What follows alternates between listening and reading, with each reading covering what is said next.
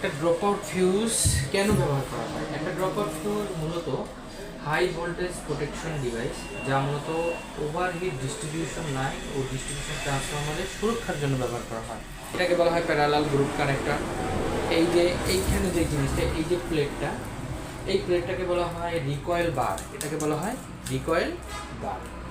তারপরে এখানে এখানে এখানে এই যে স্প্রিংটা দেখা যাচ্ছে, এই যে স্প্রিংটা, এই স্প্রিংটাকে বলা হয় লোয়ার কন্ট্যাক্টস। এটা হচ্ছে লোয়ার কন্ট্যাক্টস এবং এইটাকে বলা হয় আপার কন্ট্যাক্টস।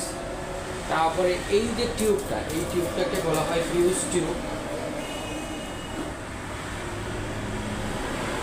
তারপরে আমাদের নিচে এইখানে যে অংশটা আছে, এই অংশটাকে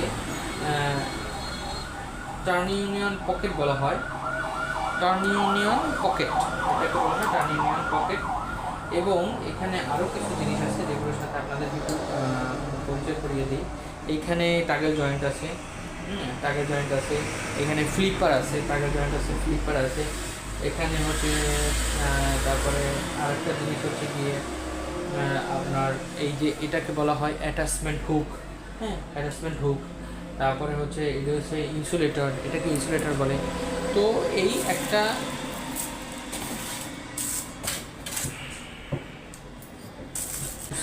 ড্রপ আউট ফিউজ হচ্ছে গিয়ে একটা সুইচিং ডিভাইস, যার ভিতরে ফিউজ এলিমেন্ট থাকে এবং ফল বা ওভার যে কারেন্ট হলে ফিউজ পুড়ে যায় এবং এই ফিউজের যে টিউব, এটা নিচে, এই যে টিউবটা এটা নিচে ঝুলে যায়, ঝুলে পড়ে।